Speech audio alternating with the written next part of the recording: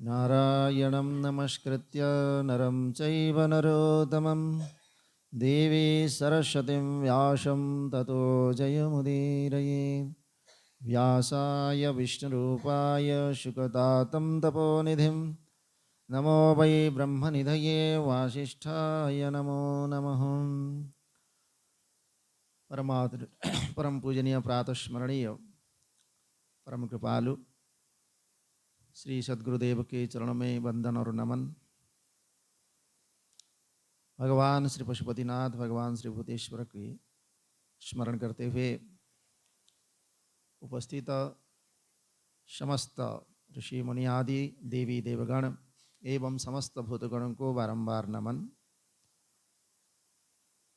हमारे दिव्य आत्मस्वरूप समस्त सुधीजन जो इसे पावन कथा की श्रवण की इच्छा से उपस्थित समस्त सत्संग प्रेमी सज्जन और भक्तिमय मातृशक्ति एवं समस्त श्रोता वृंद,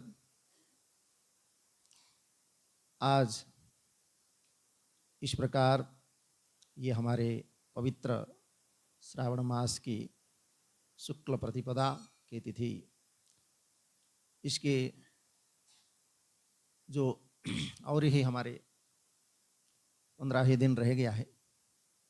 ये श्रवणा नक्षत्र का 28वां दिन यथार्थ पूरे एक महीना, तो इसलिए श्रावण इसको कहते हैं। तो पूर्ण होने ही वाला है पूर्णिमा के समय में। इसमें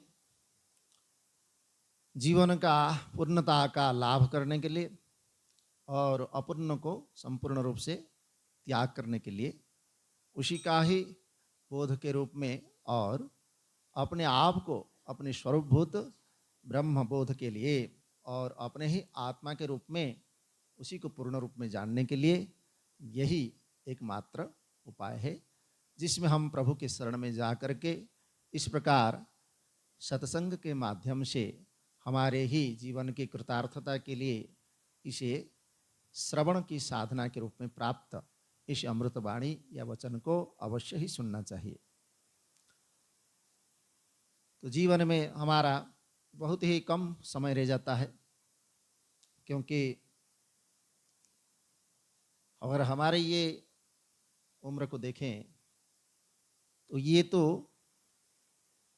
हमको बहुत कर्म का बहुत माध्यम से प्राप्त हो गया। जैसे महर्षि पतंजलि कहते हैं कि तत्कर्म विपाक सति जातिर आयुर्भोगाः, कि अनेक प्रकार के कर्म के फल देने का जब समय उपस्थित होता है तब जाकर के ये मानव शरीर मिलता है। तो देवता लोग भी इसके लिए लालायित रहते हैं।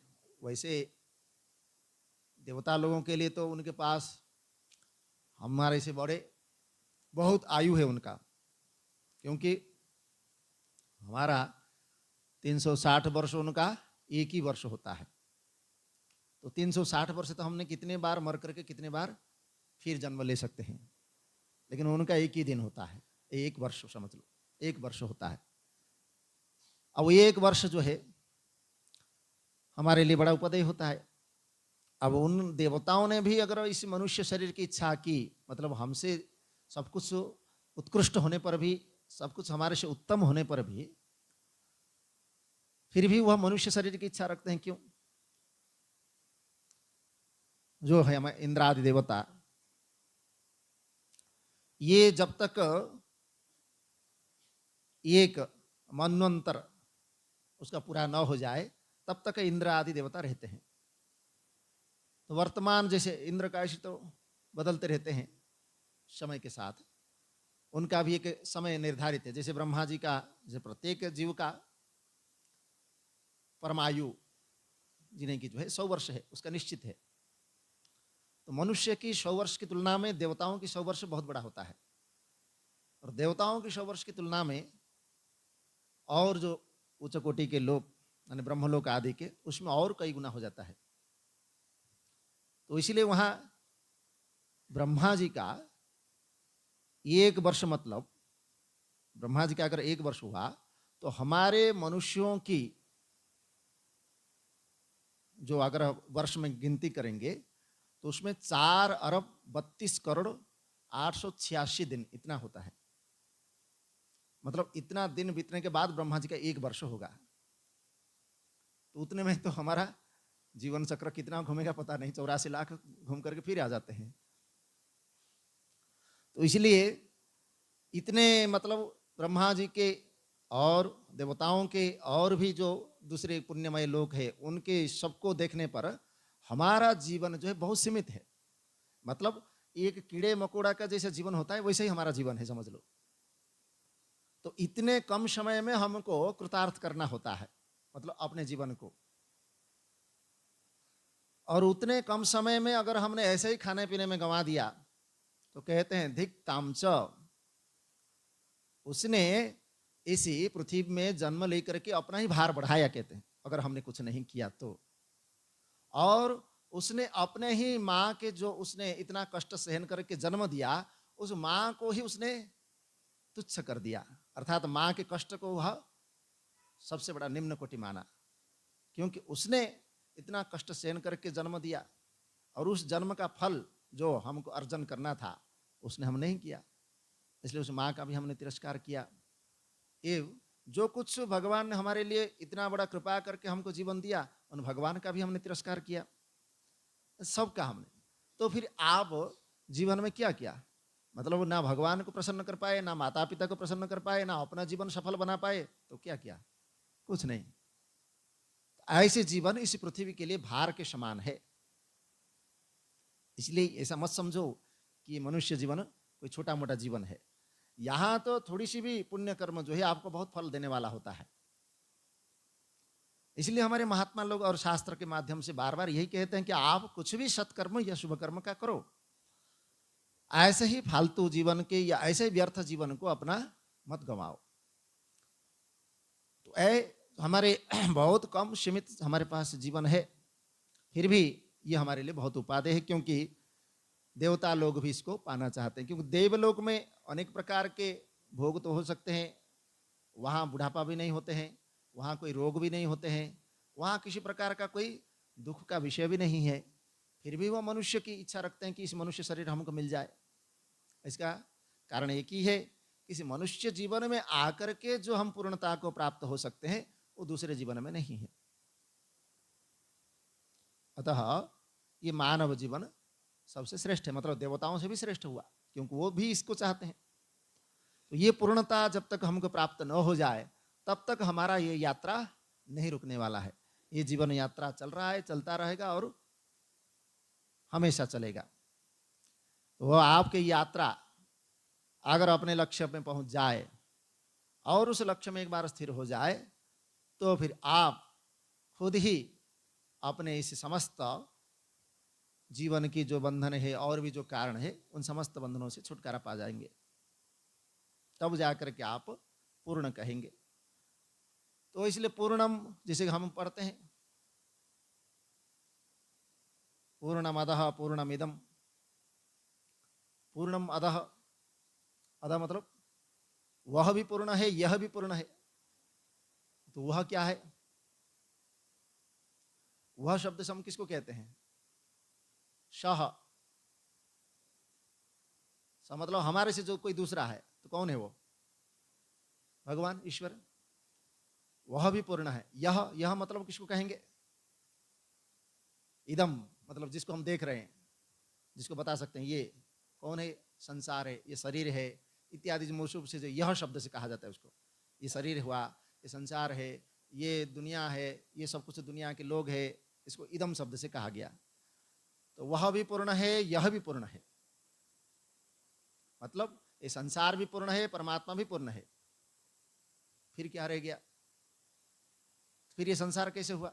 न पूर्णात् पूर्णम उदच्यते। उस पूर्ण परमात्मा से ही ये संसार की जो कुछ दिखने वाला है उसमें ही अपने आप में ही पूर्ण होता है। अर्थात संसार को केवल दिखने मात्र के लिए होता है, प्रकृतः पूर्ण परमात्मा का ही स्वरूप उसमें है। हम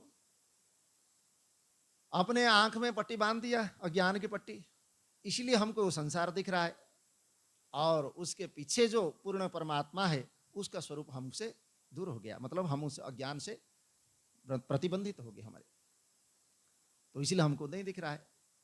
तो इसलिए हम कहते हैं, जैसे साधारण एक जैसे फूल खिला है और फूल को देख करके हम उसको बड़ा खुश होते हैं, क्यों?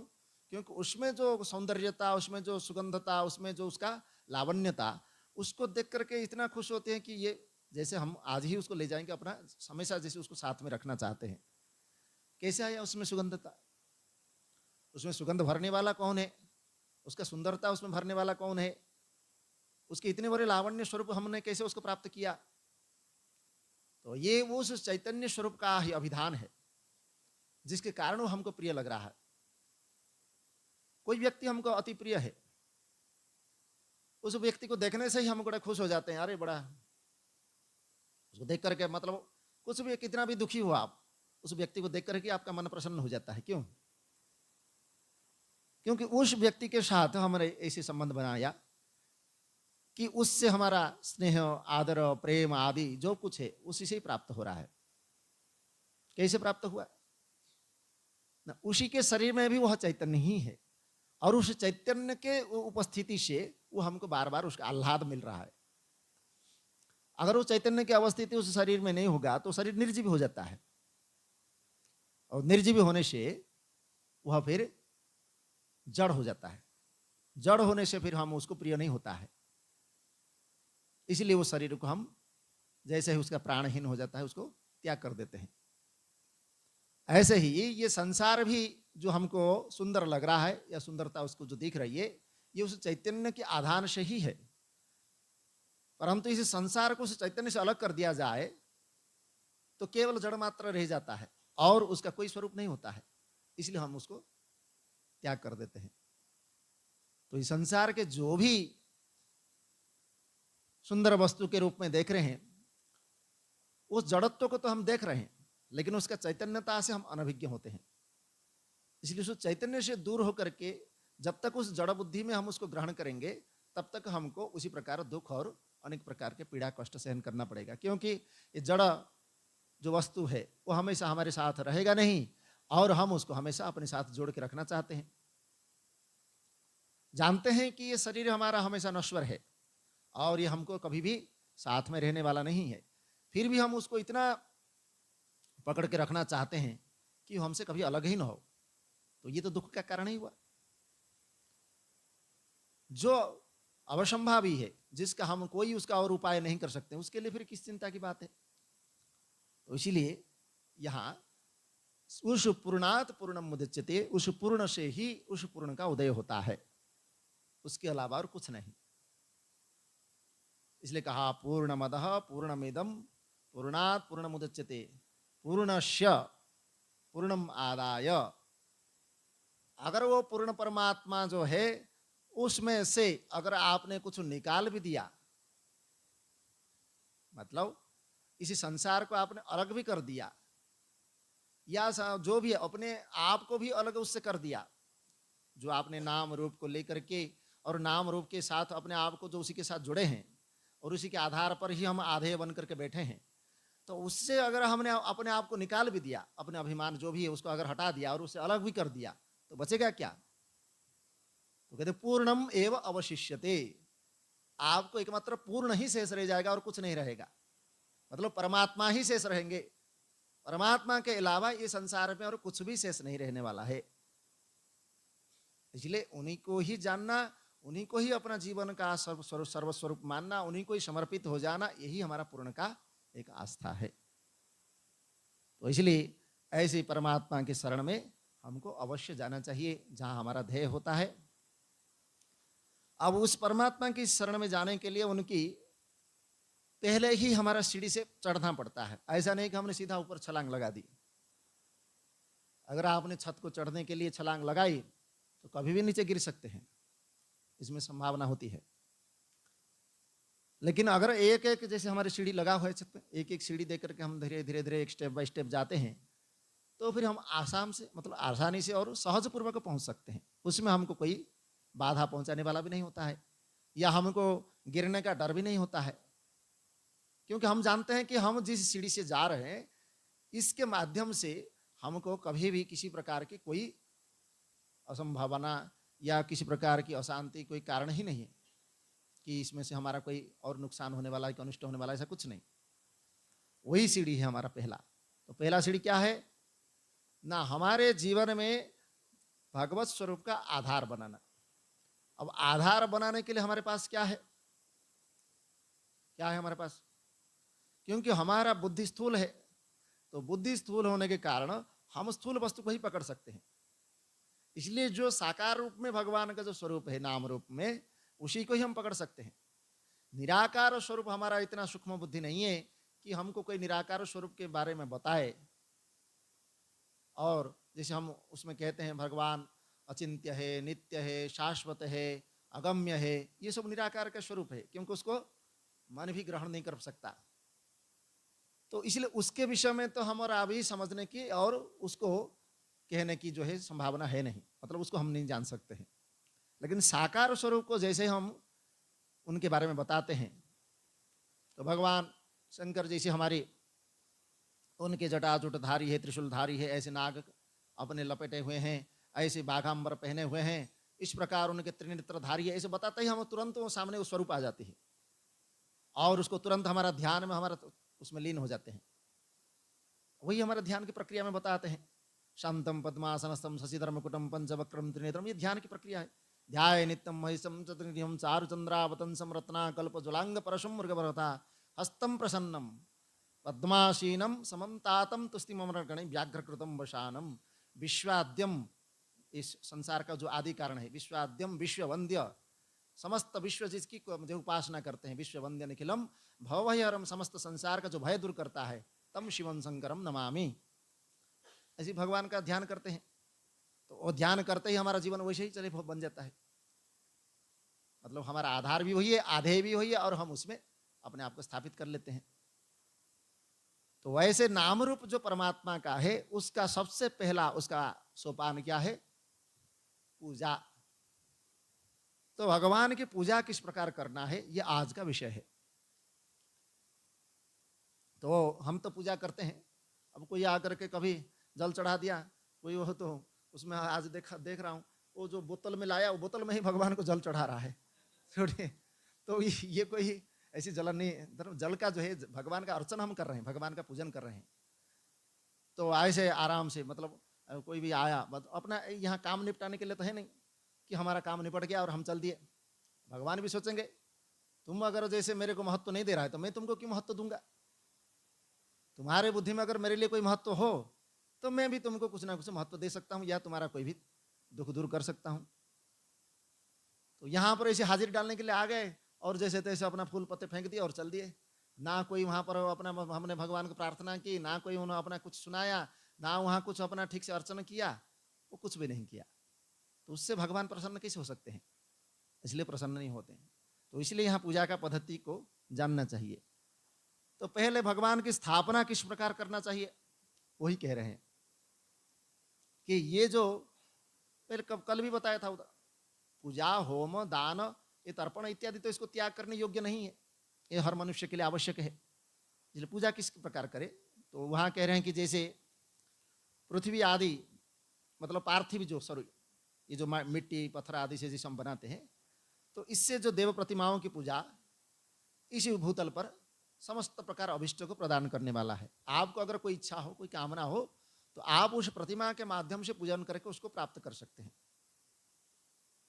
साधारण रूप में जैसे हम उनको देखते हैं, एकलव्य ने जब वहाँ धनुर्विद्या सीखने के लिए गया तो उन्होंने तो द्रोणाचार्य मना कर दिए, वह क्षत्रिय के और राज जो कुमार है, राजकुमार के अलावा और किसी को दे नहीं सकते थे, तो उनको तो मना कर दिए। परंतु एकलव्य ने अपना एकनिष्ठ होकर के उसने सोचा कि मैं अस्त्र विद्या सीखूंगा ही, और धनुर्विद्या सीखने से उसने क्या किया, फिर गुरु बनाना पड़ेगा। तो उन्होंने द्रोणाचार्य की प्रतिमा बना दी, मिट्टी के आगे प्रतिमा बना दिया, और उसी को गुरु मान करके वहीं से अपना धनुर्विद्या सीखना शुरू कर दिया। और इतना निष्ठा उस प्रतिमा में थी कि उसने सोचा यही सब गुरु है। वहां जाकर के वो देख लेता था, अब वो राजकुमारों को जैसे सिखाते थे वहां द्रोणाचार्य, कौरव और पांडवों के जो राजकुमार है उनको सिखाते समय उन्होंने जाके देख लेते थे दूर से ही, और वैसे ही सीखने की कोशिश करते थे और उनको गुरु मान करके वैसे ही शिक्षा पा लेते थे। और इतनी बड़ी धनुर्विद्या शिक्षा कि वहां पर द्रोणाचार्य भी आश्चर्य हो गए। वह जब रास्ते में जा रहे थे और वहां पर वह उस समय प्रार्थना कर रहे थे, तो प्रार्थना के समय उनकी धनुर्विद्या सीख रहे थे, तो उस समय एकाग्र भंग हो रहा था, क्योंकि धनुर्विद्या में बड़ी एकाग्रता होती है। उसमें थोड़ी सी भी इधर उधर मन हुआ तो फिर वो लक्ष्य विहीन हो जाता है। तो इसलिए वहां धनुर्विद्या में वो एकाग्रता नहीं होने पर उसने कुत्ता भूंक रहा है बोल के उन कुत्ते को उन्होंने ऐसी बाण मारा, कुत्ते मरा भी नहीं और उसका मुंह में बाण भी भर दिया और कुत्ता का उसका शब्द भी बंद हो गया, मतलब भूंक भी नहीं सका। तो भूंका भी नहीं और बाण भी बंद हो गया और मरा भी नहीं। और वही कुत्ता उधर से जा रहा था, तो द्रोणाचार्य उसको देखे तो बोले ये ऐसा इस प्रकार की अस्त्र विद्या किसके पास है। तो फिर वहां जाकर के देखते हैं तो वहां एकलव्य जो है अस्त्र के शस्त्र की शिक्षा ले रहा है। तो उनसे पूछे कि आप इस प्रकार की अस्त्र विद्या कहाँ से सीखे। तो उनके चरणों में प्रणाम करके बोले कि ये आपसे ही शिक्षा है, मैं तो तुमको कभी शिक्षा दिया ही नहीं, तुम कैसे सीखे। तो उन्होंने फिर वहां दिखाया कि जो प्रतिमा है ये आपकी है, और इस प्रतिमा को देख करके ही मैंने उसको गुरु मान करके वहीं से हमने शिक्षा ली। तो ये जो वहां कहने का तात्पर्य हुआ, यहाँ भी हम अगर जैसे देव प्रतिमा या भगवान की कोई जैसे प्रतिमा को लेकर के जो मूर्ति प्रतिष्ठा करते हैं, उनकी पूजा करते हैं, उसमें भगवत बुद्धि रख करके अगर हम कोई भी अभिष्ट प्राप्त करना चाहते हैं तो वो हमको यहाँ पर मिलेगा। नारायण देव की। इसलिए और कहीं दौड़ने की जरूरत नहीं। उधर कोई किसी ने बोल दिया मैं तुमको वो कर दूंगा, कई ऐसे हमारे आजकल पाखंड बहुत है, तो कोई बोल देगा मैं तुम्हारा वो कर दूंगा, तुम्हारा ये कर दूंगा, तो आप तो दिमाग में वही चलता है बार मेरा कैसे कोई भला कर दे। तो वहां चले गए, फिर वो बोल दिया कि भाई तुमको ऐसे छू दूंगा तो तुम्हारा ठीक हो जाएगा, तुम्हारा ऐसे कर दूंगा, तुम्हारा वैसे कर दूंगा। वादा तो बहुत होता है लेकिन वादा कोई निभा नहीं सकता। लेकिन आप अपने आप को अगर कुछ बनाना चाहते हैं, अपने आप को देखना चाहते हैं, तो आपके लिए तो एक ही है कि इस प्रकार देव बुद्धि लेकर के दिव्य भाव को इस प्रकार प्रतिमा के सामने बैठ करके भी आप उसकी सिद्धि लाभ कर सकते हैं। परंतु हमारे उस प्रतिमा में, उस मूर्ति में देव बुद्धि नहीं हो रही है, उसमें हमको भगवत स्वरूप का जो आधान करना चाहिए, जो ज्ञान है हमको नहीं हो रहा है। इसलिए हम तो कहते हैं कि सर्वमिदं ब्रह्ममयम, तो सर्वत्र परमात्मा का ही जो है स्वरूप है, तो फिर वहां उस प्रतिमा में स्वरूप क्यों नहीं हो सकता है। प्रतिमा को पूजा करने के लिए हमको क्या परेशानी है। हम दूसरे माने चीजों में और दूसरे ये कारणों में फंस जाते हैं। संसार में जो मिथ्या वस्तु है, जो मिथ्या और का कुछ कारण है, उसको तो लेकर के हम बड़े सच्चे मान लेते हैं। लेकिन उस प्रतिमा में जिसको आधार बना करके हमने ही उसका आधे के रूप में बनाया, अर्थात उसमें प्राण प्रतिष्ठा आदि करके उसको बनाया, उसमें फिर जो है कैसे नहीं हो सकता है। एक ये ध्येय है, ध्येय में हम जब उसमें अपना ध्याता को मिला लेते हैं तो वो एक आकार हो जाता है। इसीलिए रामकृष्ण परमहंस, माता काली जो उसके उपासक थे, तो काली माँ को स्वयं ही भोग लगाते थे, और वह बाल्यकाल से ही, और वह स्वयं ही अपने हाथ से वो माँ को खिलाते थे भगवती। और जब तक वो उनको नहीं खिलाएंगे तब तक वह अपने उसको ग्रहण नहीं कर सकते हैं, मतलब उसको भोजन के रूप में ग्रहण नहीं करेंगे। ऐसा क्यों ना, वो जानते थे कि वह जो प्रतिमा के रूप में जो भगवती है, उसमें वह उनका वो स्वयं स्वरूप है। और आज भी दक्षिण काली में, वहाँ कलकत्ता में, आज भी उनको इस प्रकार की आधार मतलब आराधना करते हैं। वो लगता है कि जैसे वही स्वयं हमारे अंदर बैठी है। उस देवी का कभी आप दक्षिण काली में जाएंगे, वहां पर ऐसे बैठ करके आप केवल ध्यान करना है। ध्यान करके वहां बैठेंगे तो आपका मन उस प्रतिमा में अपने आप में स्मरित हो जाएगा, मतलब आपका मन स्फुरित होता रहेगा। उस वहां से मन हटने की कभी फिर काम नहीं होगा, मतलब आप वहां से हट भी नहीं सकते। ऐसे ही जो महापुरुषों के द्वारा स्वयं उपासना करके स्वयं उसकी ध्यान के माध्यम से उनको अपने मन में बैठाए और अपने हृदय से फिर उस प्रतिमा में उसका दर्शन किए, तो उस प्रतिमा के रूप में भी भगवान का हम दर्शन पा लेते हैं। जैसे हमारे थे नानक जी महाराज, नानक क्या हमारे नामदेव, संत नामदेव भी ऐसे किए थे। तो वह भगवान विठल का इतना बड़े भक्त थे कि वो भी बाल्यकाल से इसी को प्रारंभ किए थे। उनके अपने पिता की अनुपस्थिति में एक बार उनको भगवान को भोग लगाना पड़ा, तो नैवेद्य जब देते हैं तो नैवेद्य देते हैं तो वहाँ पर भगवान जब तक ग्रहण न करेंगे तो हम तो ऐसे भोग लगा लेते हैं। लेकिन किसी किसी का भक्त का इस प्रकार आस्था होती है कि भगवान स्वयं आकर के खाना चाहिए, तो भक्त की उसको बात को सुरक्षा करने के लिए भगवान कई बार आके खा भी लेते हैं। तो जिस बुद्धि से हम उसको ग्रहण करना चाहेंगे उस बुद्धि से वो हमको दिखाई देते हैं। अगर हम उसको मनुष्य के रूप में देखना चाहते हैं भगवान को कि हमारे समान ही वो आकर के हमारे साथ बैठे, हमारे साथ खाए, हमारे साथ उसी प्रकार व्यवहार करे, तो भगवान वैसे ही फिर बन जाते हैं। ये तो अवतार के रूप में हम प्रसिद्ध हो चुका है, चाहे वह राम अवतार में हो चाहे कृष्ण अवतार में हो। मनुष्य के रूप में भगवान आकर के जो अनेक लीला किया, ये किसके लिए किया? हमारे लिए तो किया। और हमारे लिए किया इसलिए कि हम भगवान के आस्था और उनके श्रद्धा, उनके विश्वास को हम कभी भूल नहीं सकते। उन्होंने जिस प्रकार लीला के माध्यम से प्रत्येक भक्त का कल्याण किया और जो उनके शरण में आया आज तक उसका कल्याण ही हुआ, तो फिर हम उससे अलग कैसे हो सकते हैं? इसलिए हमारे धर्म, हमारे भगवान, हमारे जो शास्त्र, हमारे जो संत कह रहे हैं उसमें किसी भी प्रकार की कोई मिथ्या बुद्धि नहीं होनी चाहिए। तब जाकर के हम अपने जीवन में जो कुछ करते हैं, पूजा करते हैं कि उस उपासना की, जप की, ध्यान की, जैसे जो होम आदि जो भी करते हैं उसका सिद्धि अवश्य हमको प्राप्त होगा। तो ये कहते हैं कि ये अभिष्टदायक मानी गई है, इसलिए इसमें पुरुष हो व स्त्री हो, कोई भी हो, इस प्रकार पूजा में सबका अधिकार है। तो उसका स्थापना कैसे करना है? तो कहते हैं कि नद्याम तड़ागे कुपेवा जलांतम मूर्धमा हरित संशोध्य गंधचूर्णेन पेशयित्वा समंडपे हस्तेन प्रतिमां कुर्यात् क्षीरेण च सुसंस्कृताम। अगर हम मिट्टी आदि से उसकी प्रतिमा बनाना चाहते हैं, भगवान की स्वयं उसका प्रतिमा बनाना चाहते हैं, तो कोई भी नदी या कोई तालाब या कोई कुआं में प्रवेश करके उस पानी के भीतर से उस मिट्टी को निकालना चाहिए।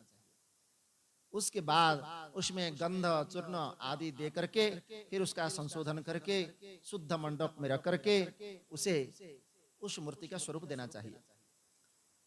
और दूध से फिर उसका गंगा जल या दूध से फिर उसका संस्कार करना होता है। फिर उस प्रतिमा में ऐसा नहीं है कि जैसे तैसे बना दिया, उसमें कुछ दिखना भी चाहिए, अंग प्रत्यंग आदि, आंख नाक कान कुछ दिखना भी चाहिए, ऐसे प्रतिमा बनाना चाहिए। या पद्मासन पर स्थापित करके आदर पूर्वक फिर उसका पूजन करना चाहिए। तो हमारे तो वैदिक जो मत है उसमें तो 5 ही हमारे भगवान को स्वरूप मानते हैं और सब बाकी उनके सब अवतार अंश के रूप में माना जाता है। तो 5 देवता में भगवान पहले गणेश जी हुए, फिर भगवान सूर्य हुए, फिर भगवान विष्णु हुए, फिर देवी भगवती दुर्गा, फिर भगवान शिव। इनके ही प्रतिमा का पूजा होते हैं, पंच देवता इनको कहते हैं। और इन्हीं के प्रतिमा के स्वरूप, जैसे भगवान विष्णु के अवतार में भगवान राम कृष्ण आदि हुए, तो उन्हीं को ही उनका स्वरूप माना जाता है। देवी के भी हमारे कई प्रकार के हम माता के स्वरूप मानते हैं, तो माता के अनेक स्वरूप है, उनके नवदुर्गा तो वैसे ही मानते हैं, उससे भी अनेक स्वरूप है उनका। तो उससे जो भी स्वरूप उनके रूप में पूजा करते हैं वो देवी का ही स्वरूप हुआ। गणेश जी का भी उनके भी अलग अलग अलग स्वरूप है, वह पंचमुख में भी है उनका, और अलग अलग जो महागणेश है, फिर गणाधिपति है, फिर वहाँ समस्त शिवगणों का भी वो गणाधिपति है, इसे अनेक उनका भी रूप से पूजा किया जाता है। और भगवान सूर्य जो स्वयं प्रत्यक्ष देवता है इसी धरती का, तो प्रत्यक्ष देवता के रूप में उनको सूर्य को ही हम हमेशा पूजा करते हैं। इसलिए रोज कभी ना कभी अगर हम पूजा कोई भगवान को नहीं भी करते हैं तो भी कहते हैं कि कम से कम भगवान सूर्य को ही नमस्कार करो। किसी ने पूछा था कोई पूछा था इस संसार में भगवान है तो इसका प्रमाण क्या है, प्रत्यक्ष प्रमाण क्या है? तो प्रत्यक्ष प्रमाण यह है कि भगवान सूर्य ही उसका प्रत्यक्ष प्रमाण है। तो उसमें कहा गया है भगवान सूर्य के ध्यान में, तो वहां कहे हिरण्यवर्तसे आदित्य मंडल मध्यवर्ती नारायण सन्न सन्न विष्णु केयुर्वाहन मकर कुंडल वाहन हारि हिरण्य वप्रुत शंख चक्र। ये भगवान सूर्य मंडल में जो है ये भगवान का ही स्वरूप है। भगवान भी कहते हैं स्वयं गीता में, ये सूर्य मंडल में जो सूर्य रश्मि है वो मेरा ही स्वरूप है। अब भगवत वचन तो कभी उसमें अन्यथा नहीं होता है, या ये जो स्तुति किया गया है कि स्वयं ही नारायण अपने ही शंख चक्र धारण किए हुए उस सूर्य मंडल में स्थित है। तो अभी फिर उसमें एक आदित्य रूप है, भगवान आदित्य बोलते हैं उनको, तो उनका नाम इसलिए नारायण के साथ जोड़ दिया गया, सूर्य नारायण। तो उनके 12 नाम है, आदित्य, भास्कर, भग इत्यादि, मतलब पुष्ण, उनके अलग अलग स्वरूप को देख करके अलग अलग नाम दिया गया। इसी भगवान सूर्य के 12 ही नाम है। तो 12 नाम में भी हम 12 नमस्कार किया जाता है और उनको अर्घ्य भी दिया जाता है। तो इस सूर्य की उपासना का विधि है। तो वैसे भगवान सूर्य भी जो है उनका स्वरूप का हम पूजन कर सकते हैं। और भगवान शंकर, तो भगवान शंकर के तो वो बताए थे कि उनकी मूर्ति भी स्थापना कर सकते हैं या भगवान शिवलिंग के रूप में भी स्थापना कर सकते हैं। तो ये पंचदेव के रूप में, और जैसे हनुमान जी हुए, तो हनुमान जी तो रुद्र अवतार है, उनको ही रुद्र का अवतार मानते हैं, इसलिए हनुमान जी भी उन्हीं के अंश के रूप में हुए। इसी प्रकार ऐसे समस्त पंचदेव की उपासना सदा करना चाहिए। और पहले पुष्प से प्रोक्षण करके, जैसे भगवान का अभिषेक कर रहे हैं, आओ भगवान का अभिषेक करते समय क्या करें कि पहले मंत्र पाठ करके उसे पुष्प से पहले उनका प्रोक्षण करें, फिर प्रोक्षण आदि मतलब सब पूजन सामग्री ला करके उसका फिर समस्त जो जल आदि उसको छिड़कते हैं, उसको प्रोक्षण बोलते हैं। तो जल आदि छिड़कना होता है। और कहते हैं शाल्यनेव नैवेद्यम सर्वकुलवास्तनः। इसे तो हम बाजार से ला करके नैवेद्य लगा देते हैं, कोई मिठाई या कुछ खरीद के लाते हैं, लेकिन वो बाजार वाला उसका क्या बनाता है क्या पता, उसका तो कोई पता नहीं। वो तो ऐसे ही हाथ धोया नहीं, नहा तो नहीं होगा, नहाया तो कभी नहीं होगा वो तो ऐसे ही हाथ धोया दें कुछ, तो उसका ऐसे ही माने अशुद्ध अवस्था। तो अशुद्ध अपवित्र अवस्था में उसने वह जो भी मिष्ठान्न जो भी बनाता है उसका तो फिर पैर लगा, हाथ लगा, चप्पल पहना हुआ है, पता नहीं क्या क्या करेगा वो। तो इसलिए ऐसी अवस्था में उस बाजार के उस वस्तु को हम भोग लगाना, उसको अशुद्ध माना गया। तो फिर नैवेद्य क्या करें?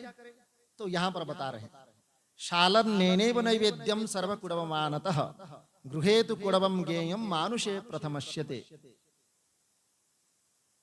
साली चावल, अगहनी का जो चावल बोलते हैं, छोटे छोटे जो चावल होते हैं, तो उस चावल से दूध में मिला करके जैसे खीर जैसे बनाते हैं वैसे नैवेद्य तैयारी कर, उस तैयार करके फिर उस नैवेद्य को, तो घर में अगर जैसे हमारे मूर्ति हो तो उसमें कितना नैवेद्य होना चाहिए? तो कहते हैं कुड़वा, कुड़ा मतलब पाँव भर खीर बना करके घर में रखे हुए जो मूर्ति का उसमें पूजन नैवेद्य देना चाहिए।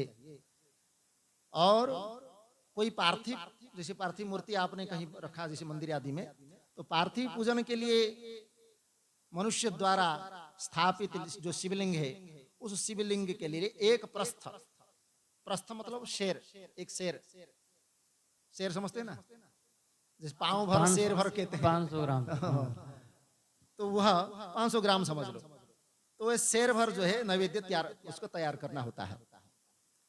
ऐसे देवताओं के द्वारा स्थापित जो शिवलिंग है जैसे ज्योतिर्लिंग आदि या जो स्वयंभूलिंग है उसके लिए 3 शेर मतलब 1.5 किलो समझ लो, 3 शेर नैवेद्य होना चाहिए। और स्वयं प्रकट हुए जो शिवलिंग है, स्वयं शिवलिंग जो है, ऐसे स्वयं प्रकट हुए शिवलिंग के लिए 5 शेर मतलब 2.5 किलो हो गया। तो इतना नैवेद्य का आपको पूजन करना है। ऐसा करने से आप उस नैवेद्य का अर्पण करने से आपको जो फल चाहिए वो फल आपको अवश्य मिलेगा। ये पूजन का नियम है। और उसका मूर्ति का लंबाई चौड़ाई कितना होना चाहिए? 12 अंगुलम आयामम द्विगुणम च ततोधिकम, 12 अंगुल चौड़ा, 25 अंगुल लंबा, मतलब अपने हाथ से 25 अंगुल लंबा और 15 अंगुल ऊंचा। ऐसे कोई अगर लोहे लकड़ी आदि धातु से अगर निर्माण करते हैं तो इस प्रकार उसका पात्र होता है। और प्रस्थ मतलब उसको बैठने का जो स्थान है उसका 8वां भाग का एक हिस्सा, उसको प्रस्थ बोलते हैं, तो प्रस्थ उसका होता है। और कुड़ब, जो 4 कुड़ब मतलब उसका जो वजन है, तो 4 कुड़ब मतलब कितना हुआ? कुड़ब मतलब 1 पाव भर हो गया, 4 मतलब 1 किलो के हो गया। तो 1 किलो आपका जो है इस मूर्ति का बराबर मात्रा होना चाहिए। मतलब जैसे हम अपने व्यक्तिगत पूजा के लिए जो स्थापना करते हैं, तो मनुष्य द्वारा स्थापित इस प्रकार शिवलिंग के लिए 10 प्रस्थ, ऋषियों द्वारा स्थापित शिवलिंग के लिए 100 प्रस्थ, और जो देवताओं के द्वारा स्थापित शिवलिंग के लिए भी 100 प्रस्थ ही माना गया। और जो स्वयंभू लिंग है उसके लिए 1000 प्रस्थ इत्यादि जल, तैल, गंधादि द्रव्य का यथा योग्य मात्रा भगवान की पूजा में रखा जाता है। और कहते हैं कि उससे क्या होगा? तो कहते हैं कि भगवान के अभिषेक करने से आपको आत्मशुद्धि होती है, अर्थात आपका जीवन में जो दोष है वो दोष का निराकरण होता है। अब अगर हम भगवान को गंध मतलब चंदन चढ़ाते हैं, चंदन अर्पण करते हैं, तो उसमें आपको अनेक प्रकार के पुण्य की प्राप्ति होती है। गंधाद पुण्यम अवाप्यते, आयु तृप्तिश्च नैवेद्यात्, नैवेद्य अर्पण करने से आपके आयु और तृप्ति संतोष प्राप्त होता है। और धूपम अर्थमदाप्यते, धूप निवेदन करने से धन की प्राप्ति होती है। दीपम ज्ञानम अवाप्नोति, दीप भगवान को दीप दिखाने से उसमें ज्ञान का उदय होता है। और तांबुलम लादुमापुन्या, तांबुल पान होता है, सुपारी आदि, तो ये तांबुल समर्पण करने से हमको अनेक प्रकार की भोग की उपलब्धि होती है। इसलिए ये स्नान आदि 6 उपचार है, इसी 6 उपचारों को भी आपको अवश्य करना चाहिए। हमारा ऐसे सड़क से उपचार अगर नहीं कर सकते हैं तो 6 उपचार तो करना ही चाहिए। और भगवान के पूजा के बाद फिर भगवान को नमस्कार करना होता है। ऐसा नहीं कि पूजा करके और सीधा उठ के चले गए, तो नमस्कार करना होता है। तो नमस्कार फिर भगवान का जप, मतलब बैठ करके उनके कुछ देर के लिए ओम नमः शिवाय, ओम नमः शिवाय इत्यादि जप करना होता है। तो ये दोनों अगर करेंगे तो आपको इससे अपने अभिष्ट फल को भगवान प्रदान करते हैं। इसलिए भोग और मोक्ष की जो इच्छा रखने वाला व्यक्ति है उसको इस प्रकार पूजा का स्वीकार करना चाहिए। देव पूजा से प्राप्त होने वाले और भी विशेष फल है, क्योंकि ये अलग अलग मास में अलग अलग भगवान का जो अलग अलग स्वरूप है उसका ऐसे अलग अलग रूप में पूजा करने से भी उसका अलग अलग फल है। वही बता रहे हैं कि तदवांतर यथेष्टम भोगमाप्स्यते, कि भगवान गणेश जो विघ्नराज है, समस्त विघ्नों को जो नाश करते हैं, और अगर हमने भगवान गणेश का बिना स्मरण किए, बिना उनको पूजा किए अगर हम कोई शुभ कार्य करते हैं तो फिर हमको कोई ना कोई बाधा तो विघ्न उसमें होगा ही होगा। परंतु भगवान के जो मंगलाचरण अर्थात उनको स्मरण करके फिर हमको अगर कोई शुभ कार्य आचरण करते हैं तो इसलिए उसका मंगलमय माना जाता है। तो इसलिए हम जब भी देखते हैं, खास करके हम देखें वहाँ विशेष जैसे कार्ड भी बनाते हैं, जैसे विवाह का निमंत्रण पत्र, उसमें भी लिखते हैं श्री गणेशाय नमः। क्यों लिखते हैं? क्योंकि उनका पहले कृपा चाहिए। तो इसलिए कहते हैं जो से विघ्ननाश के लिए इस गणेश जो भगवान की पूजा के लिए इसी भूलोक में उत्तम अभिष्ट वस्तु की प्राप्ति होती है। तो कब करना चाहिए ना? श्रावण और भाद्रपद मास के शुक्ल पक्ष चतुर्थी को भगवान गणेश की पूजा होती है। और पौष मास में शतभिषा नक्षत्र के आने पर भी, पुष मास में, उसमें भी शतभिषा नक्षत्र में भगवान गणेश की पूजा करनी चाहिए। वैसे अभी तो शुक्ल पक्ष आने ही वाला है, मतलब ये शुक्ल पक्ष तो चल ही रहा है, अभी चतुर्थी आने वाला है, तो उसमें भगवान की श्री गणेश की पूजा होती है। फिर भाद्रपद मास में जो शुक्ल पक्ष की चतुर्थी होगी उसमें गणेश चतुर्थी का विशेष महत्व है, उसमें तो प्रसिद्ध है वो। तो इसलिए चतुर्थी के दिन जो है भगवान गणेश की पूजा होती है। और फिर कहते हैं कि देवता और अग्नि में श्रद्धा रख करके किया जाने वाला उनका जो नित्य पूजन है, उसमें भी मनुष्य को पुत्र एवं अभिष्ट वस्तु प्रदान करता है। और ये जो पूजा है हमारे जीवन में आत्मशुद्धि करने वाला है। इसलिए बार या दिन या तिथि या नक्षत्र या योग, तो हमारे 5 अंग होते हैं, इसलिए उसको पंचांग बोलते हैं। तो पंचांग जो देखते हैं उसमें 5 वस्तु को देखा जाता है। एक है तिथि, दूसरा है बार, फिर नक्षत्र, फिर योग, फिर कर्ण। ये 5 को मिला करके पंचांग बोला जाता है। ये जो तिथि हम जो कहते हैं, जो मुहूर्त बोलते हैं, उस मुहूर्त में यही देखा जाता है। ये 5 जहां पर ठीक उचित माना गया, उसी को सबसे बड़ा शुभ मुहूर्त कहा जाता है। तो इसलिए यहाँ कहते हैं कि बार, दिन, तिथि, नक्षत्र, योग आदि का ये आधार है। इसलिए अगर हम कोई सकाम कर्म करते हैं तो तिथि का देखना अनिवार्य है। अगर हम शुभ मुहूर्त में उसको नहीं किया, इसलिए उनका यज्ञ को भंग करना पड़ा। दक्ष प्रजापति के यज्ञ को इसलिए भंग होना पड़ा कि उसने अवन तिथि मतलब भगवान को तो आह्वान किया ही नहीं, और उसका दुर्बुद्धि भी हो गया, जिसे उसका यज्ञ को ध्वंस करना पड़ा। वैसे ही बलिराजे के उन्होंने भी जो तिथि का निर्माण किया था, उसमें देवताओं को उन्होंने आह्वान नहीं किया, क्योंकि रोज मानते थे कि देवता तो हमारे नौकर है, उनको क्या बुलाना है।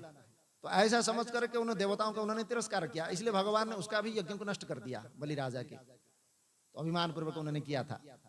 तो इसलिए ये तिथि जो है, नक्षत्र आदि, इसको योग के आधार पर हम करने से उसमें देवताओं का आगमन होता है। अगर हम बिना किसी विचार करे अपने मनमानी कुछ करने लग गए, तो फिर उसमें देवताओं का हम पदार्पण नहीं कर सकते हैं। जो श्रेष्ठ है, श्रेष्ठ बुद्धि से करने से ही हमारा श्रेष्ठत्व प्राप्त होते हैं। ऐसे कोई निकृष्ट बुद्धि से या निकृष्ट आचरण से, कामनाओं को लेकर के अगर हमने अभिमान पूर्वक आचरण किया, तो फिर उसका फल हमको संपूर्ण रूप से नहीं मिलता है। इसलिए कहते हैं कि भगवान का जो पूर्ण ब्रह्म स्वरूप है, उनको इस प्रकार इस समस्त तिथि आदि, बार आदि के रूप में उन्हीं को ही जानना चाहिए। तो तिथि क्या है, कहते हैं सूर्योदय से लेकर के दूसरे सूर्योदय काल तक ये एक बार होता है। जैसे आज क्या है, शुक्रवार। अब शुक्रवार, इसको भृगुवासर भी बोलते हैं। तो ये सूर्योदय से प्रारंभ हुआ, फिर कल जब सूर्योदय होगा तब शुक्रवार, मतलब शुक्रवार खत्म होता है। ये हमारे पंचांग के अनुसार। अंग्रेज के जो तारीख के अनुसार तो रात के 12 बजे होता है, लेकिन हमारे जो ये वैदिक जो पंचांग है, उस वैदिक पंचांग के अनुसार शुक्रवार कल जब सूर्योदय होगा तब शुक्रवार समाप्त होता है। इसलिए हमारा जो बच्चे का जो है जन्म बार या नक्षत्र देखा जाता है, उसी के हिसाब से देखा जाता है। तो उसमें कई बार तिथि के निरूपण में उसका समय अधिक भी होता है, कम भी होता है, क्योंकि ये गति जो चंद्र और सूर्य का गति है, उसी के अनुसार तिथि का निर्णय किया जाता है। तो वही कारण है। तो कह रहे हैं इस प्रकार सूर्योदय से आने तक एक बार की हो गया। फिर जो ब्राह्मण आदि सभी वर्णों के कर्म का जो आधार है, इसी बार को लिया जाता है, किस बार में क्या होना चाहिए। और तिथि जो है उसका पूर्व भाग में की हुई देवता की जो पूजा है, उस देव पूजा में मनुष्य को पूर्ण भोग करना। इसका तिथि का 2 भाग होता है, इसलिए 2 भाग, एक कर्ण कहते हैं उसको। एक भाग का तिथि का जब 2 भाग हो जाता है, तो उसमें एक भाग को प्रथम कर्ण, दूसरे भाग को दूसरे कर्ण बोलते हैं। तिथि के अलग अलग भाग, आधा आधा भाग को, इसलिए तिथि का 2 भाग होता है। तो प्रथम जो भाग होता है तिथि में, उसी में देव पूजा होता है, दूसरे भाग में देव पूजा नहीं होती है, इसलिए उसमें कहा गया है। और यदि मध्याह्न के बाद, जैसे हमारा दोपहर हो गया, दोपहर के बाद अगर तिथि का आरंभ होता है, तो रात्रि युक्त तिथि उसको कहा जाता है। तो रात्रि में जो श्राद्ध आदि कर्म होता है वो रात्रि में होता है, मतलब संधि सायंकाल। तो पूर्व भाग उसका श्राद्ध आदि विधि के कर्म उसको उत्तम माना जाता है, तो उस तिथि के पूर्व भाग माना गया उसको। ऐसी तिथि का परभाग जब दिन से युक्त होता है, वो देव कर्म के लिए प्रशस्त माना गया। मतलब अगर जैसे दूसरे दिन तिथि का मध्याह्न तक जैसे तिथि है, तो उसको वहां उदय तिथि माना जाता है। तो उदय काल में जो तिथि है, जैसे आज प्रतिपद हो गया, तो प्रतिपद तिथि में आज अगर उसका उदय तिथि, मतलब जैसे आप सूर्योदय के समय के बाद उस तिथि रहता है और वो मध्याह्न तक भी रहता है, तो उस तिथि का उसका परभाग में देव पूजा करनी होती है। इसलिए इसमें कई बार हमारा द्वंद्व हो जाता है। तो इसीलिए कहते हैं कि उसको परभाग में होता है। ऐसी तिथि का प्रभाग ही दिन युक्त होता है, अतः वह देव कर्म के लिए प्रशस्त माना गया है। यदि मध्याह्न काल तक तिथि रहे तो ऐसे उदय व्यापिनी तिथि को देव कार्य में उसको ग्रहण अवश्य करना चाहिए। तो उसका जो मध्याह्न तक तिथि है उसी को ही माना जाएगा। इसलिए जैसे हम जन्माष्टमी मनाते हैं, तो अगर जैसे दूसरे दिन शुरू हो गया अष्टमी, तो अष्टमी दूसरे दिन शुरू हो गया, तो लेकिन वहां मध्याह्न के बाद शुरू हुआ और दूसरे दिन मध्याह्न तक है, तो फिर वो दूसरे दिन ही उसको माना जाता है देव कार्य के लिए। तो लेकिन हमारा यहाँ रात्रि प्रहर, भगवान जन्माष्टमी को रात्रि को मनाते हैं, तो ये प्रथम भाग अगर तिथि रात्रि में आ गया, मतलब जैसे अभी मध्याह्न के बाद शुरू हो गया तो रात्रि काल हो गया।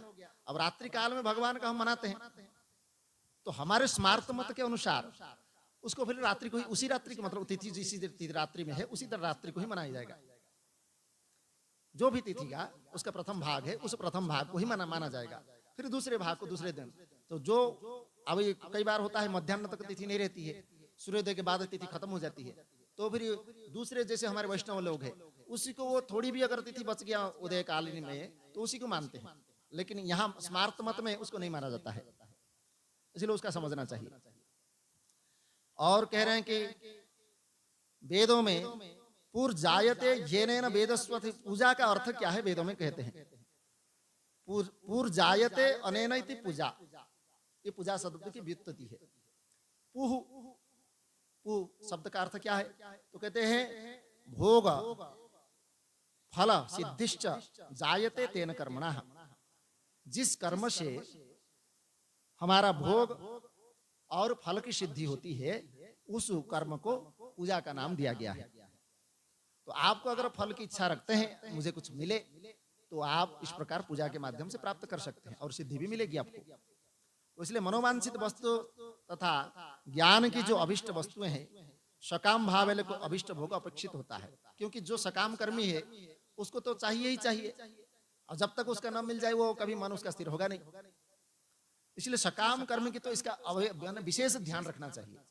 निष्काम वाले तो चलो भगवान की जैसी इच्छा उन्होंने जिस प्रकार मुझे रखा वैसे ही ठीक है, लेकिन सकाम वाले को तो इसका विशेष ध्यान रखना पड़ता है, उसका वार तिथि नक्षत्र आदि का विशेष ध्यान रखना पड़ता है। इसलिए कहते हैं जो निष्काम भाव वाले हैं उनको कोई तो अपेक्षा नहीं होता है, इसलिए वह पारमार्थिक अर्थात परमात्मा के स्वरूप का ज्ञान को लिए ये पूजा भी उनका साधन बन जाता है। इस प्रकार लोक और वेद में इसी पूजा शब्द का अर्थ विख्यात हुआ, और नित्य और नैमित्तिक आदि कर्म कालांतर में इस पूजा के माध्यम से ही हमको फल देते हैं। इसलिए पूजा आदि विधि का कभी त्याग नहीं करना चाहिए जब तक हम अपनी स्थिति, अपने बुद्धि को परिष्कृत नहीं कर लेते हैं। प्रत्येक मास के कृष्ण पक्ष की चतुर्थी तिथि को महागणपति, एक तो हुए गणाधीश गणेश, और रहते हैं एक महागणपति, मतलब ये समस्त जगत का जो समस्त विघ्नों को विनाश करने वाले, ऐसे महागणपति पूजा एक पक्ष के पापों का नाश करने वाली है, अर्थात अनेक 15 दिन आपने जो एक पक्ष पाप किया है उसका नाश कर सकता है। चैत्र मास के चतुर्थी को की हुई पूजा एक मास में किए गए पूजन का फल देने वाली होती है। भाद्रपद मास की चतुर्थी को भगवान गणेश की पूजा को 1 वर्ष तक भोग प्रदान करने वाले होते हैं। ये अलग अलग मास के विषय को कहा गया है। जैसे श्रावण मास के रविवार को हस्ता नक्षत्र से युक्त सप्तमी तिथि को भगवान सूर्य की पूजा करनी चाहिए। अभी श्रावण मास है, अभी सप्तमी आने वाला है, तो भगवान सूर्य को अर्घ्य दे सकते हैं। माघ शुक्ल सप्तमी जिसको सूर्य सप्तमी कहा जाता है, तो उसी दिन तो पूजा करना ही पड़ता है, और नदी में स्नान करके भगवान सूर्य को अर्घ्य उस दिन देते हैं। उसको अचला सप्तमी, सूर्य सप्तमी इत्यादि नाम से जाना जाता है। ये माघ सप्तमी का प्रसिद्ध है। तथा ज्येष्ठ तथा भाद्रपद मास के बुधवार को श्रवण नक्षत्र युक्त द्वादशी तिथि को भगवान विष्णु की पूजा की जाती है। अब द्वादशी तिथि भाद्रपद मास आने ही वाला है, तो उसको वामन द्वादशी के नाम से प्रसिद्ध है। वामन द्वादशी के दिन भगवान विष्णु का जो भी पूजा करता है या व्रत रखता है उसको तो अनेक प्रकार के फल उसका प्राप्त होता है। वही बता रहे हैं कि भगवान विष्णु का पूजन करने वाले को अभिष्ट संपत्ति और सब कुछ ऐश्वर्य उसको प्राप्त होता है। और श्रावण मास में भगवान शिव की पूजा जब हम करते हैं तो मनोरथ आरोग्य प्रदान करने वाली होती है। और द्वादशी तिथि में आराधना द्वारा भगवान विष्णु की तृप्ति करके मनुष्य इसी संसार में अनेक प्रकार के सुख भोग को प्राप्त करता है। कर्कट कर्कट संक्रांति अभी अभी गया है, तो कर्कट संक्रांति के युक्त श्रावण मास है नवमी तिथि को मृगशिरा नक्षत्र योग में अगर हम भगवान शिव की पूजा करते हैं तो मनोवांछित भोग और फलों को देने वाली होती है। और भगवती देवी अंबिका मतलब भगवान शिव के साथ शक्ति का अगर पूजन करते हैं तो आपको समस्त शक्ति का आप अधिकारी बन सकते हैं। उसी मास के मतलब श्रावण मास के कृष्ण पक्ष की चतुर्दशी यदि रविवार पड़ा हो तो उस दिन का महत्व विशेष होता है। उसके साथ ही यदि आर्द्रा नक्षत्र हो तो और विशेष महत्व हो जाता है। अगर उसी दिन भी अगर हम भगवान की पूजा करते हैं तो भी हमको अनेक प्रकार की सिद्धि प्राप्त होगी। माघ कृष्ण चतुर्दशी को भी भगवान शिव की अगर पूजा करते हैं तो माघ कृष्ण चतुर्दशी उसका भी महत्व है। जैसे हमारे ऐसी माघ जो हमारे मासिक मेघा जो माघ मेला बोलते प्रयाग में, तो उसी दिन माघ चतुर्दशी का स्नान जो है उसका महत्व माना गया है। तो उसमें भगवान शिव को अगर मंदिर नहीं भी मिला तो भी जैसे वहाँ रेत बालू होता है, उस बालू में भगवान शिव को मतलब शिवलिंग बना करके उसी में ही गंगा जी जल चढ़ा करके उसमें समर्पण करने से भगवान संतुष्ट हो जाते हैं। तो इसलिए माघ चतुर्दशी का उसमें महत्व है। और भी कार्तिक मास में कार्तिक आने पर दान तप होम जप आदि का नियम होता है। तो कार्तिक मास में इसके महत्व है, किंतु कृतिका नक्षत्र है और कृतिका नक्षत्र में कोई भी कार्य करने पर उसको शुभ माना जाता है। तो इसीलिए कार्तिक मास में देवताओं का पूजन या समस्त कोई भी भगवान जो भी हमारा इष्ट है उस इष्ट का पूजन करते हैं तो समस्त भोगों को देने वाला है और समस्त व्याधियों को हरने वाला है। और कृतिका नक्षत्र से युक्त सोमवार को किया हुआ भगवान शिव का जो पूजन है उसमें भी हमारे दरिद्रता को मिटाने वाला है। इसलिए अगर कृतिका नक्षत्र के कोई सोमवार हमको मिल जाता है तो उस दिन अवश्य ही पूजन करना चाहिए। और मंगलवार को कृतिका युक्त होने से भगवान स्कंद मतलब कार्तिकेय भगवान का पूजन करना चाहिए। दक्षिण में स्कंद भगवान बहुत प्रसिद्ध है, उनका अनेक मंदिर है वहाँ। तो वहाँ तो जैसे हमारे यहाँ भगवान हनुमान जी का जैसे अनेक मंदिर है, ऐसे दक्षिण में स्कंद का बहुत मंदिर है। तो भगवान स्कंद को मंगलवार के दिन से विशेष पूजा किया जाता है। कुमार कार्तिकेय बोलते हैं उनको। तो कुमार कार्तिकेय का अगर हम दीपक घंटा आदि को दान करते हैं तो मनुष्य को शीघ्र ही वाक सिद्धि प्राप्त होती है। तो इसी से उसका कारण भी है। और कृतिका युक्त बुधवार को किया हुआ भगवान विष्णु का जो है पूजन वह बहुत उपादेय माना गया है। और कृतिका नक्षत्र से गुरुवार को अगर ब्रह्मा जी के हम पूजन करते हैं तो उसमें मधु सोना या घी का हम दान करते हैं तो उसमें भी हमको भोग और वैभव की प्राप्ति होती है। मार्गशीर्ष मास में केवल अन्न का दान करने से उसमें भी मनुष्य अनेक प्रकार के फल को प्राप्त होता है। और पौष मास में विशेष रूप से महानैवेद्य, क्योंकि पौष मास जो है जो धनु संक्रांति है, उस धनु संक्रांति में अगर भगवान को हम अनेक प्रकार के नैवेद्य महानैवेद्य बोलते उसको, मतलब कई प्रकार के 56 प्रकार के भोग भी बना सकते हैं। ऐसे अनेक प्रकार के नैवेद्य बना करके अगर हम भगवान को सब वस्तुएं 12 मतलब कम से कम 12 संख्या तो होनी चाहिए, 12 संख्या में अगर चढ़ाते हैं तो कौन सा है, तो कहते हैं 12 भार चावल, 12 भार मतलब काली मिर्ची, मधु, घृता, मूंग, द्रोण और घी में तले हुए लड्डू, चावल के मिष्टान्न, दही, दूध, नारियल, फल, सुपारी, कर्पूर, कत्था, ये 5 प्रकार के सुगंधित से द्रव्य, इस प्रकार पान के पत्ते जो 36 पान के पत्ते, तांबुल आदि, ये सब महानैवेद्य के नाम से जाना जाता है। इस महानैवेद्य को हम देवताओं को अर्पण करके अगर कोई भक्त अपना जीवन में कुछ सिद्धि प्राप्त करना चाहते हैं तो इससे भी आपका इसी पूजा के माध्यम से सिद्धि प्राप्त कर सकते हैं। और कह रहे हैं कि सारा चराचर जगत बिंदु और नाद स्वरूप है। मतलब भगवान का ये जो हम शिवलिंग देखते हैं, शिवलिंग का जो नीचे भाग है उनको कहते हैं बिंदु, और भगवान जो शिवलिंग है वो बोलते हैं नाद। तो बिंदु नाद बिंदु समायुतम, ये ब्रह्मांड का स्वरूप है। शिवलिंग मतलब ये ब्रह्मांड का स्वरूप है। तो संपूर्ण ब्रह्मांड में परिव्याप्त है भगवान, तो उनको तो हम देख नहीं सकते, ना उनको जान सकते हैं। तो शिवलिंग के माध्यम से उस ब्रह्मांड के प्रतीक के रूप में हम उनकी पूजा करें, मतलब संपूर्ण ब्रह्मांड में उन्हीं को ही देख रहे हैं। शिवलिंग का दर्शन करना मतलब भगवान को ही हम संपूर्ण ब्रह्मांड में दर्शन कर रहे हैं। तो ये कह रहे हैं कि ये चराचर जगत नाद बिंदु स्वरूप है, बिंदु शक्ति है, नाद शिव है। इस तरह ये जगत शिव और शक्ति का स्वरूप है। इसी को कहते हैं ईश्वर और प्रकृति। तो ईश्वर और प्रकृति के अलावा ये संसार की जो ये स्थिति, सृष्टि स्थिति आदि स्वरूप है, ये कभी संभव नहीं है।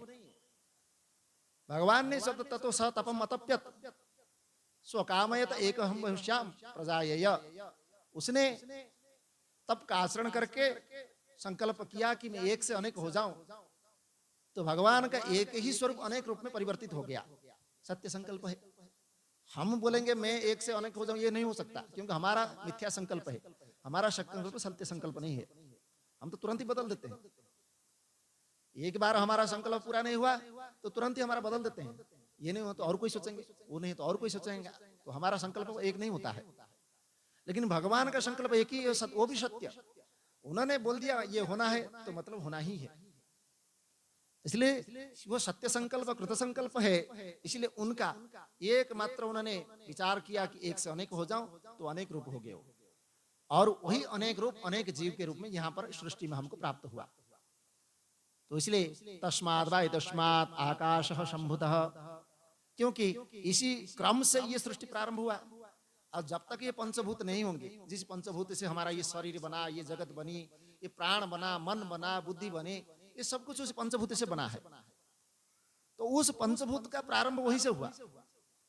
तो इसलिए कहा तस्मात् वा तस्मात्, कार्य हो या कारण हो, तो कार्य कारण रूप में वही पंचभूत का स्वरूप भगवान ही है।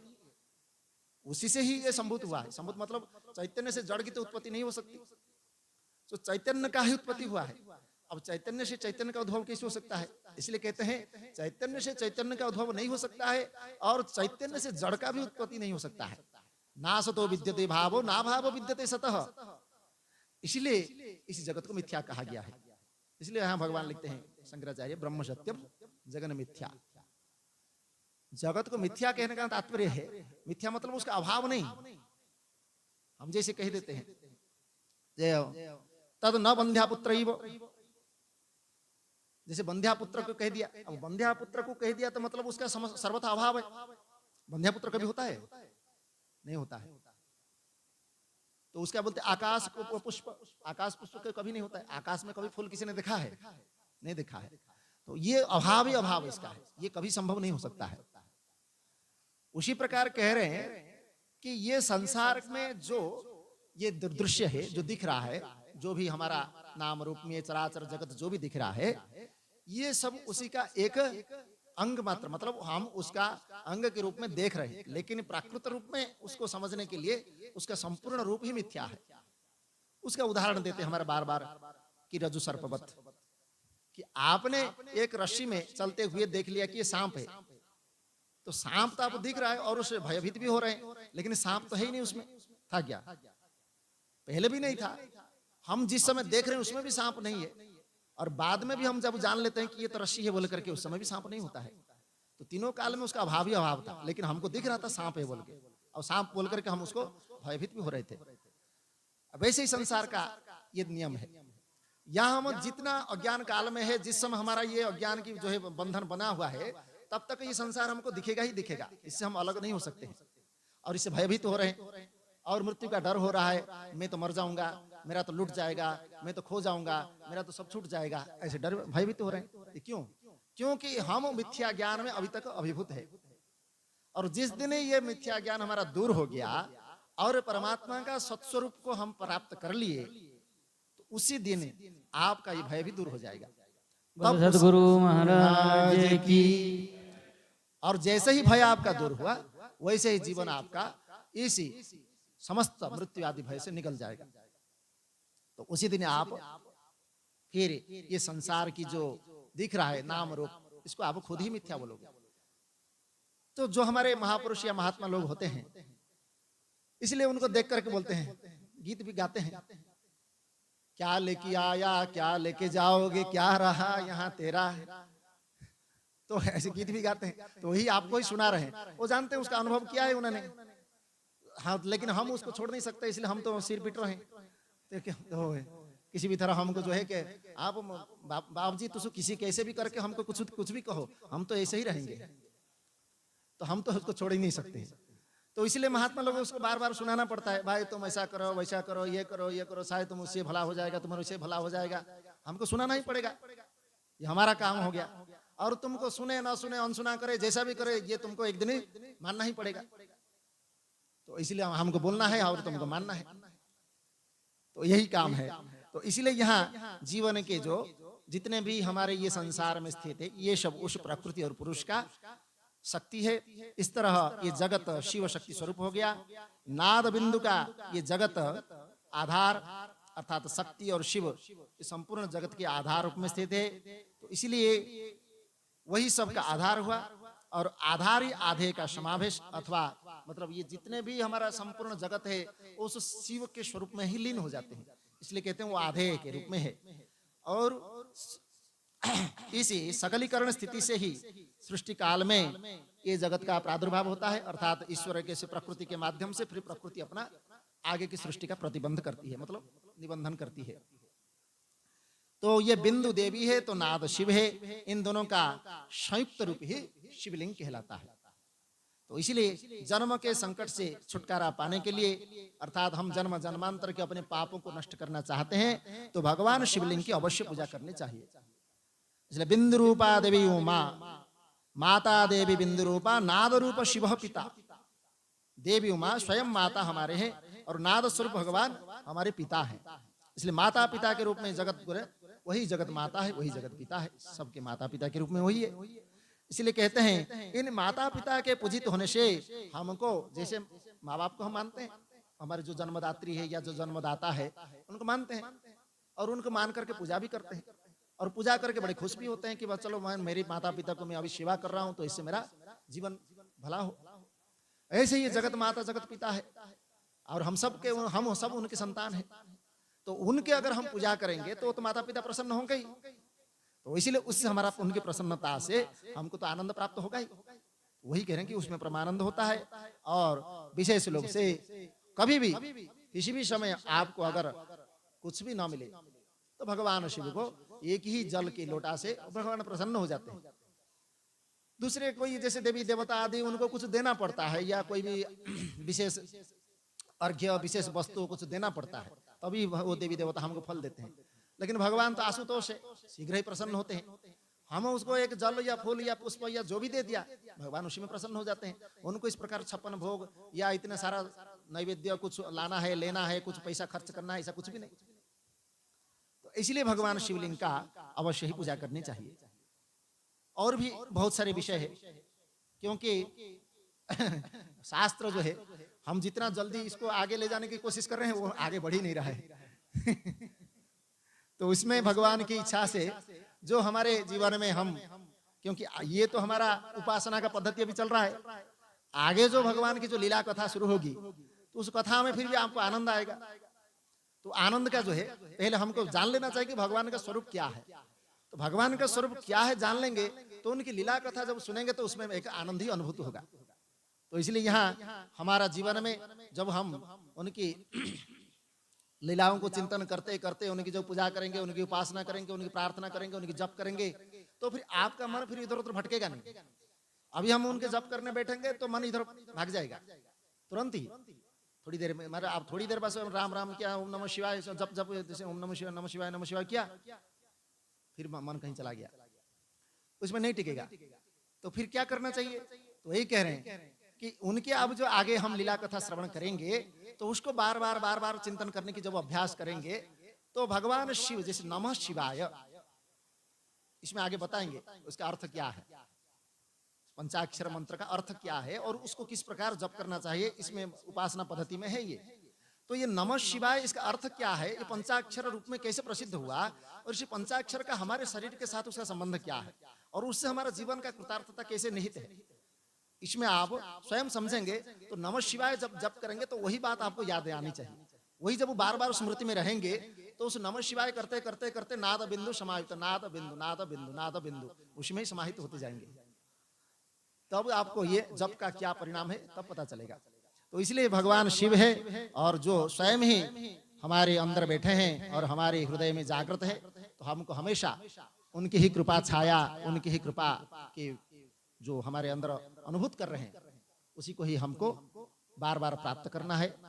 और भगवान के उस शिव स्वरूप को नमन करते हुए आज की इस कथा को यहीं पर विराम देते हैं। और आगे की कथा जो आप समय पर पहुंच जाए तो कथा का जो है बहुत आनंद मिलेगा, क्योंकि ये कथा हमारा तो आगे तो है बहुत दिन, लेकिन ये कथा ऐसा है जहां आनंद आता है तो वहां पर वैसे ही अपना, अब हम अगर सिद्धांत में जाएंगे, जैसे इसमें शास्त्र की सिद्धांत है, सिद्धांत में जाएंगे तो आपको समझ में नहीं आएगा। अगर हम वो कथा के माध्यम से सुनाएंगे तो सिद्धांत छूट जाते हैं। तो ऐसे होता है, तो इसलिए दोनों ही पक्ष को रखना पड़ता है। बोले सच्चिदानंद भगवान की जय, सद्गुरुदेव भगवान की जय। ओम सर्वे भवन्तु सुखिनः, सर्वे सन्तु निरामया, सर्वे भद्राणि पश्यन्तु मा कश्चित् दुःखभाग् भवेत्। असतो मा सद्गमय, तमसो मा ज्योतिर्गमय, मृत्योर्मा अमृतं गमय। ओम पूर्णमदः पूर्णमिदं पूर्णात् पूर्णमुदच्यते, पूर्णस्य पूर्णमादाय पूर्णमेवावशिष्यते। ओम शांति शांति शांति। सद्गुरु महाराज की जय। नमः शिवाय शांताय।